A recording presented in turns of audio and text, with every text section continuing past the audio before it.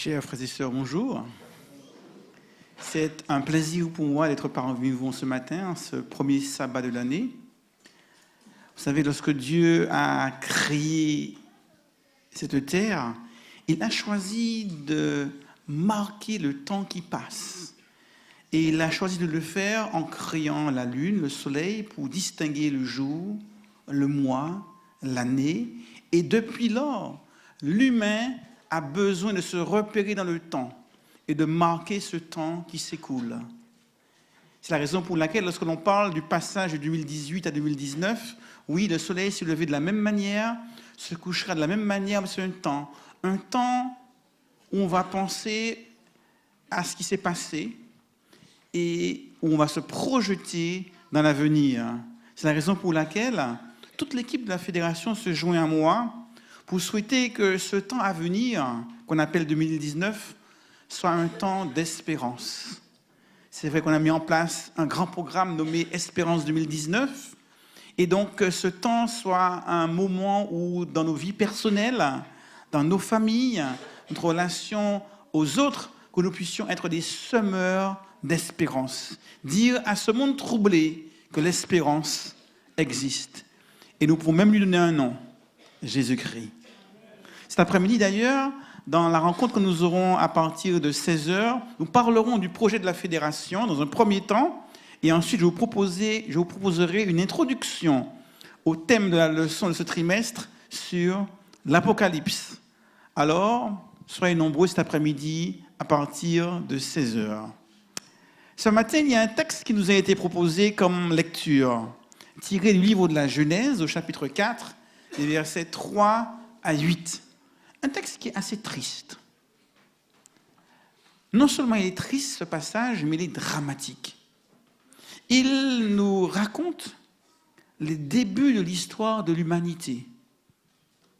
Un début catastrophique, puisqu'il nous est dit dans ce passage que Caïn, le premier bébé à naître sur cette terre, sera un meurtrier. Le premier être humain à naître d'une femme sur terre va être le meurtrier de son frère. Quelle catastrophe! Imaginez-vous un instant que vous êtes à la place de la maman, Ève. Le même jour, vous perdez deux fils. L'un devient meurtrier, l'autre est décédé. Alors nous sommes nés dans une situation de péché. Et depuis tout petit, nous avons été habitués à des choses difficiles, compliquées. Quand un bébé naît au monde, quelle est la première chose qu'il fait à un bébé? Il crie, il pleure. Mais pour un couple qui n'avait connu que la perfection, créé par les mains de Dieu lui-même, découvrir la mort de son propre enfant a dû être quelque chose de terrifiant. Comment les choses ont-elles pu arriver à ce stade? On aurait pu imaginer que le péché entre très progressivement dans ce monde et que les hommes deviennent de plus en plus méchants, de plus en plus violents. Mais là, le texte biblique nous dit que d'entrée de jeu, dès la première génération d'humains nés sur terre, il y a déjà un meurtre. Le péché fera irruption sur la planète de manière subite, mais aussi terrible. Que s'était-il passé? La Bible va nous parler de ce qui s'est passé en utilisant trois verbes. Le premier verbe, et on peut le lire ensemble dans Genèse au chapitre 4. Genèse au chapitre 4. De ce chapitre 4, nous lirons le verset 5, la dernière phrase. Caïn fut très irrité et son visage fut abattu. La première chose que la Bible nous dit par rapport à la situation, la première étape, c'est la description d'une émotion qui va envahir Caïn. Il était fâché. Caïn, nous dit la Bible, était très en colère. Vous savez que les émotions sont souvent à la base de nos paroles, de nos actions, de nos comportements. D'ailleurs, toutes les grandes ambitions des hommes, il y a une émotion. D'ailleurs, ne dit-on pas qu'un fiancé est capable de décrocher la lune pour sa bien-aimée?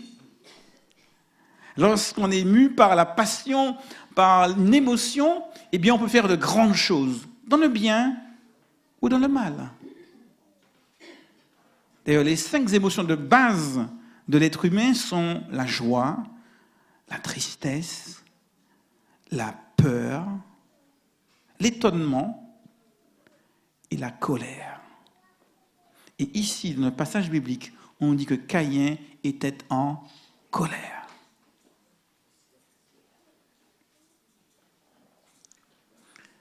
D'ailleurs, on dit également que le cœur a ses raisons, que la raison ne connaît pas. Parce que les émotions, la dimension affective de l'être humain, les sentiments, eh bien, ne peuvent être pris comme quantité négligeable, puisqu'ils sont souvent à la source des grandes décisions, des comportements que nous avons avec les autres. Le deuxième verbe, au chapitre 4, on nous dit au verset 8, « Cependant, Caïn adressa la parole à son frère Abel. » Tiens, le texte biblique ne dit pas ce qu'ils se sont dit. Mais on imagine, compte tenu de la colère de Caïn, que ce qu'ils se sont dit n'était pas très gentil. Et souvent, les grandes émotions ont besoin d'être exprimées, extériorisées. On a besoin de le dire, on a besoin de se dire à l'autre. Et très souvent, les paroles vont bien plus loin que nos pensées. Mais Jésus lui-même dira, eh bien que c'est de la bouche de l'homme que sortent toutes les paroles qui expriment nos pensées. Et c'est vrai que Caïn, là, va vouloir dire, mettre en mots ses émotions négatives. Il ressent une émotion, il l'exprime, et on va voir au verset 8 qu'il est dit, la dernière partie, « Comme ils étaient dans les champs, Caïn se jeta sur son frère Abel et le tua. » Vous avez vu la progression.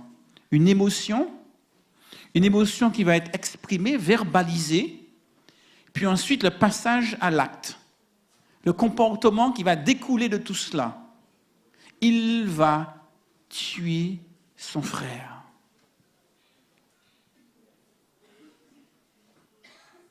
Aurions-nous pu éviter d'en arriver à une telle extrémité? Si nous étions à la place de Dieu, qu'aurions-nous fait? Dieu savait ce qui allait se passer. Et Dieu, en effet, va intervenir avant que Caïn en arrive à commettre l'irréversible. Dieu interviendra auprès de Caïn et lui parlera. Il lui dira, le péché se couche à ta porte, mais toi, domine sur lui. C'est une première bonne nouvelle. Cela veut dire que Dieu nous dit que nous avons la possibilité de dominer sur le péché. Comment Dieu va-t-il s'y prendre pour aider Caïn à dominer sur le péché? Ça, c'est une belle question, ça. Hein? Si jamais nous avions la réponse à cette question, j'imagine que nous aurions ici tous des chrétiens parfaits. Comment Dieu va-t-il s'y prendre pour aider Caïn à dominer le péché? Tous les chrétiens aimeraient avoir la réponse. S'il y avait une méthodologie, s'il y avait quelque chose à faire, s'il y avait une séquence particulière, Dieu intervient avec un tout petit mot. Un petit mot qui peut faire une grande différence. Lisons ensemble dans Genèse, au chapitre 4, et à partir du verset 6. L'Éternel parle. L'Éternel dit à Caïn, « Pourquoi es-tu irrité? Pourquoi ton visage est-il abattu ?» C'est intéressant ça. Dieu aurait pu se focaliser sur l'action et rappeler à Caïn, « Écoute Caïn, il n'est pas bien de tuer. » Dieu ne se focalise pas sur l'action. Dieu aurait pu se focaliser sur autre chose. Il aurait pu se focaliser sur les émotions uniquement. Caïn, calme-toi. Ce n'est pas bien de se mettre en colère. Mais Dieu ne se focalise pas simplement sur les émotions. Dieu va plus loin. Et Dieu dit à Caïn, « Pourquoi ?» En d'autres termes, Caïn, je t'invite à réfléchir et à analyser la situation que tu es en train de vivre actuellement. Pose-toi les bonnes questions. Réfléchis et dis-moi pourquoi.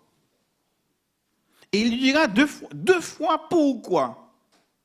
D'ailleurs, vous remarquez, il n'y a aucune réponse de Caïn à cette question de Dieu. Dis-moi pourquoi. Je veux que tu fasses preuve de réflexion et que tu te mettes en situation critique pour analyser ce que tu ressens, ce que tu penses.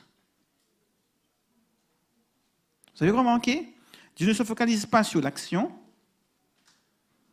ni simplement sur l'émotion, mais il va plus loin, plus en amont, pour inviter Caïn à se focaliser sur ce qu'il pense. Et ce n'est pas sans rappeler une démarche qu'on appelle la démarche émotivo-rationnelle.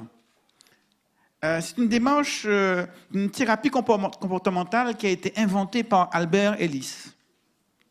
Et d'après cette thérapie comportementale, eh bien, si on veut changer le comportement de quelqu'un, on ne doit pas simplement se focaliser sur son comportement, mais plus encore sur ses pensées.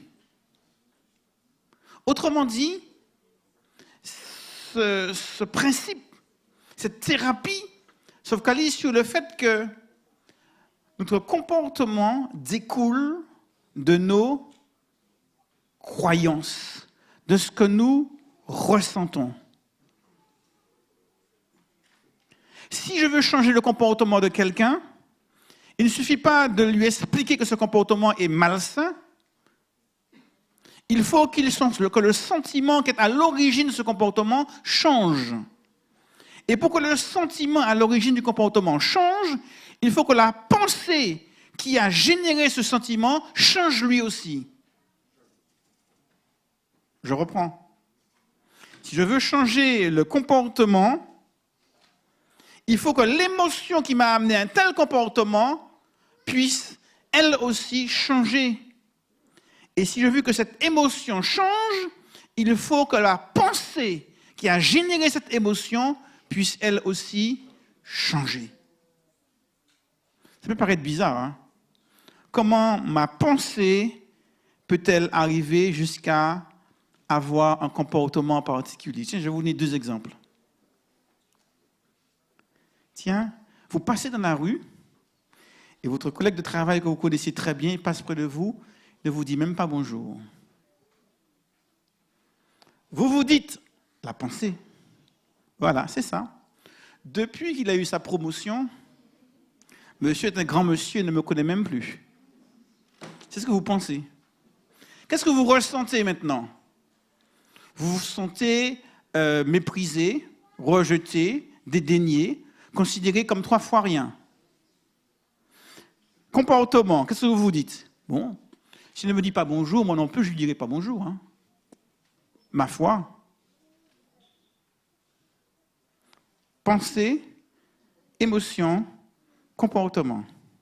Vous arrivez au travail et puis on vous dit que ce collègue en question, il vient de perdre son conjoint d'un accident terrible. Vous dites, ah, il était tellement perdu dans ses pensées qu'il est passé près de moi et ne m'a même pas vu. Vous réanalysez la situation. Votre pensée change. Qu'est-ce que vous ressentez maintenant? De la compassion, de l'empathie. Vous vous dites, tiens, j'irai vers lui pour le réconforter un petit peu, lui donner quelques paroles de consolation. Votre comportement a changé parce que votre émotion a changé. Et votre émotion a changé parce que votre pensée, elle a changé. Vous faites la queue pour aller écouter un concert d'un chanteur que vous aimez particulièrement. Il est très connu. Il y a tellement de monde que la queue est immense et tout le monde se bouscule. Et derrière vous, il y a quelqu'un qui vous a déjà bousculé plusieurs fois. Vous vous dites, bon, c'est un petit peu normal. Hein. Nous sommes tellement nombreux à faire la queue au guichet que se faire bousculer, c'est presque normal. Mais lorsque cette personne vous bouscule pour la 3e fois un peu plus fort, vous vous dites, cette personne ferait mieux de faire attention quand même. Même si nous sommes nombreux, et la fois suivante, qu'elle vous fait encore un peu plus mal, vous vous dites, cette personne ne fait pas attention à ceux qui l'entourent. Vous vous sentez un petit peu agacé, frustré. Et là, vous vous dites en comportement, tiens, je vais me retourner pour lui dire, écoutez, faites un peu attention à ceux qui vous entourent, n'est-ce pas? Vous vous retournez, et qu'est-ce que vous voyez? Ce monsieur avec une canne blanche. Il est aveugle. Vous vous dites tout de suite, ah mais c'est normal. Il ne voit pas bien, donc c'est un petit peu normal qu'il puisse bousculer quelqu'un sans faire attention. Qu'est-ce que vous ressentez pour cette personne? De l'empathie. Et qu'est-ce que vous lui dites quand vous retournez? Vous le disputez? Vous lui dites, puis-je vous aider? Vous voulez passer devant? Votre comportement a changé parce que vos émotions ont changé. Et vos émotions ont changé parce que votre pensée a changé. Souvent, lorsqu'on veut progresser et changer en tant que chrétien, on se focalise sur l'action. Toute une liste de choses à faire et de choses à ne pas faire. Et on est souvent focalisé que sur l'action. Parfois, mais moins souvent sur les émotions. Et quasiment jamais sur les pensées. Qu'en est-il pour Caïn? Imaginez-vous Caïn qui naît, le premier bébé de toute l'histoire de l'humanité. Vous imaginez, il est au centre de l'attention de maman Ève, de papa Adam, c'est le petit chouchou, c'est le miracle de la vie, de l'existence. Dieu l'avait prédit, multiplié, croissé, voilà un bébé, il grandit, il est heureux. Il a tout l'amour de papa et maman jusqu'à ce que vienne le petit Abel. Et là, il faut partager l'amour de papa et de maman. Il faut partager le temps. Il faut tout partager. Et on peut se poser la question. Pourquoi, lorsque Dieu n'agrée pas le sacrifice de Caïn, pourquoi Caïn est-il fâché? Non pas contre Dieu, mais contre Abel. C'est pas bizarre, ça? C'est Dieu qui n'agrée pas son sacrifice. Mais il est en colère contre qui? Contre son frère Abel. Regardez bien ce qui se passe dans sa tête. Il doit être fâché contre Dieu. Abel n'a rien à voir dans le non-agrément de son sacrifice par Dieu. Sauf s'il considère, une fois de plus, que Dieu prend parti pour Abel contre lui. L'histoire de son enfance. Sauf si, dans ses pensées, dysfonctionnel, et on arrive à s'imaginer que Caïn est l'élément, que Abel, son frère Abel, est l'élément entre lui et l'amour de ceux qui l'entourent. Déjà, j'étais seul, tout allait bien. Maintenant, le petit Abel, il arrive, et même Dieu semble prendre parti pour Abel contre moi. Si Abel disparaissait, tous mes problèmes seraient résolus de manière définitive. Et Dieu dit à Caïn, pourquoi? Analyse la situation. Qu'est-ce qui génère en toi un tel sentiment de colère contre ton frère Abel, alors que c'est moi, Dieu, qui n'ai pas agréé ton sacrifice? Réfléchis aux pensées qui t'animent. As-tu vraiment trouvé ta place au sein de cette famille? Comment gères-tu tes émotions, tes relations à ceux qui t'entourent? Tes parents, ton frère, Dieu? Et on peut imaginer que si Caïn avait accepté de répondre à Dieu, parce que là, il n'y a aucune réponse de Caïn à Dieu, s'il avait accepté d'analyser la situation, de remettre et de questionner son mode de fonctionnement, mais plus encore ses propres pensées, ses émotions auraient peut-être changé. Et si ses émotions avaient changé, son comportement aurait changé. En tant que chrétien, ce texte nous rappelle que si nous voulons changer dans nos comportements, il ne s'agit pas de chercher à faire ou à ne pas faire, mais les émotions qui sous-tendent ces comportements doivent elles aussi changer. Mais pour que ces émotions puissent changer, il faut que nos pensées elles-mêmes changent. Vous savez, vous pensez tout sur tout.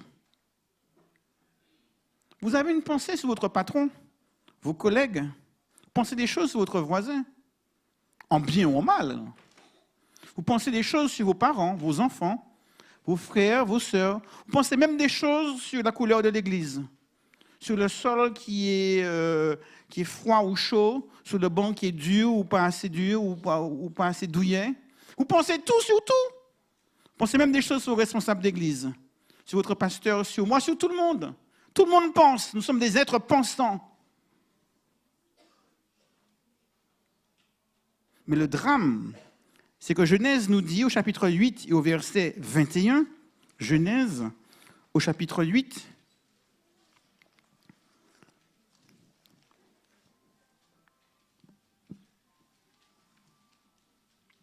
je lis la dernière partie. Car les pensées du cœur de l'homme sont mauvaises depuis quand? Dès sa jeunesse. Autrement dit, c'est un peu comme un ordinateur qui a été infecté par un virus.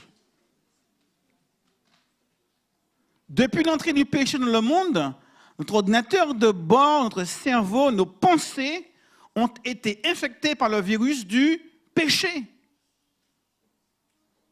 Or, ce sont ces pensées-là qui génèrent des émotions qui se traduisent en comportement.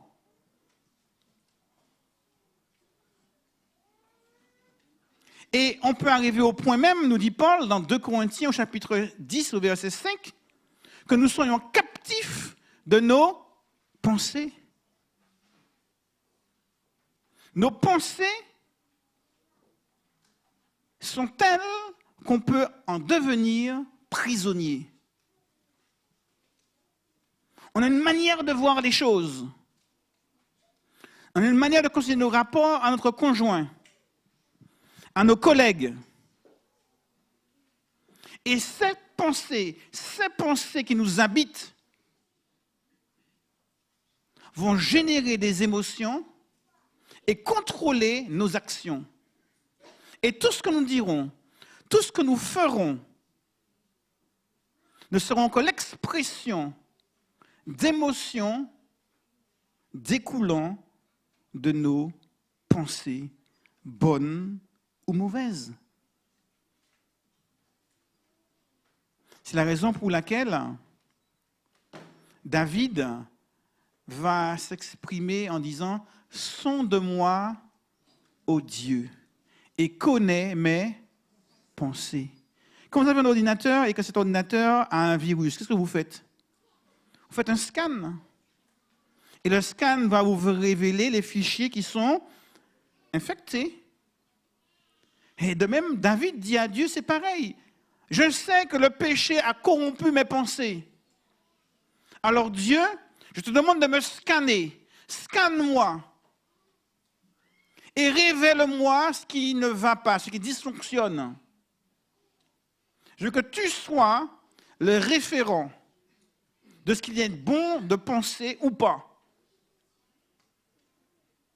Et quand on a retrouvé, lorsqu'on a scanné l'ordinateur, qu'est-ce qui se passe? Des petites fenêtres qui s'ouvrent, qui nous disent qu'il y a tant de fichiers qui sont infectés. Et donc après, on nous propose soit de les supprimer, de les mettre en quarantaine, de les réparer, etc. C'est pareil. Ésaïe nous demande d'abandonner nos mauvaises pensées.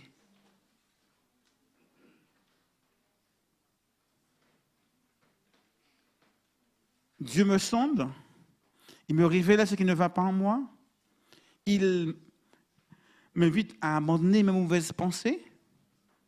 Et ensuite, qu'est-ce que vous faites quand vous avez l'ordinateur? Qu'est-ce que les bons informaticiens vous conseillent après avoir nettoyé et réparé le disque dur? Un antivirus. Il faut mettre un antivirus. Lisons ensemble notre antivirus. Dans Philippiens, au chapitre 4,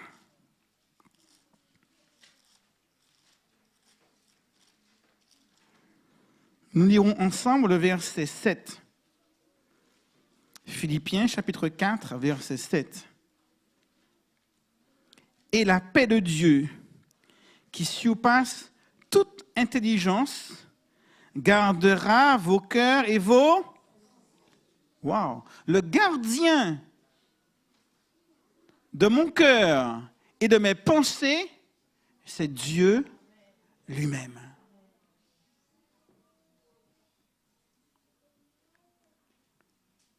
Souvent, en tant que chrétiens, nous pensons à toutes ces actions qu'il nous faut corriger, tous ces comportements à abandonner. Et nous prions à cet effet. C'est bien. Mais ce n'est pas suffisant.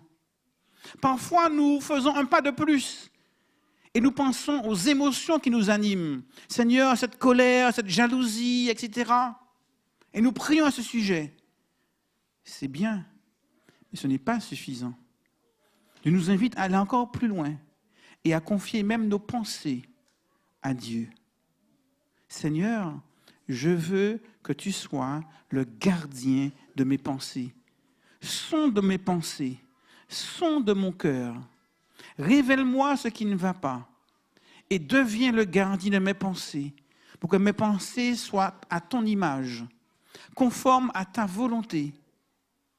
Les pensées que j'ai sur tout et tous ceux qui m'entourent, pour que mes émotions et mes comportements soient également à ton image. C'est la raison pour laquelle Jésus dira, tu aimeras le Seigneur ton Dieu de toute ta force, de tout ton cœur et de toute ta pensée. On doit aimer Dieu avec nos pensées.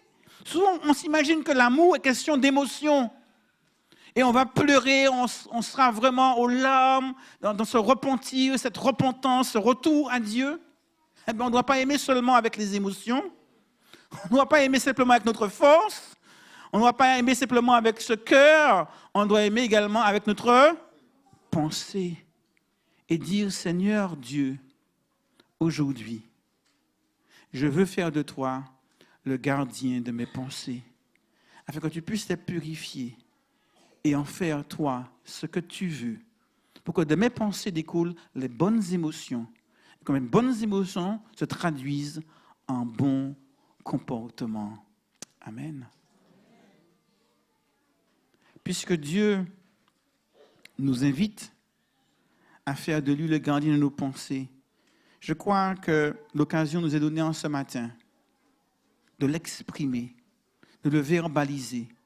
Vous vous souvenez, ce que nous pensons a besoin non seulement d'être pensé, mais également d'être extériorisé, exprimé, verbalisé.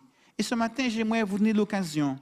Si vous voulez l'exprimer à Dieu en disant « Dieu, je veux ce matin faire de toi le gardien de mes pensées. » Alors je vous invite à vous mettre debout et nous le dirons à Dieu ensemble.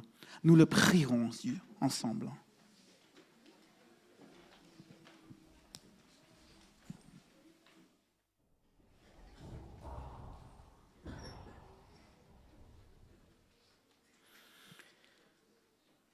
Notre Dieu, notre Père céleste, nous prenons conscience de notre besoin de t'avoir dans les moindres recoins de notre existence. Non seulement dans nos comportements, non seulement dans ce que nous ressentons, nos sentiments, nos émotions, mais plus encore dans ce que nous pensons, Seigneur. Nos pensées ne sont pas toujours justes, elles ne sont pas toujours bonnes, elles ne sont pas toujours conformes à ta volonté, parce que nous sommes infectés par le virus du péché. Alors, Seigneur, éprouve nos cœurs, sonde nos pensées, change, transforme, renouvelle-nous.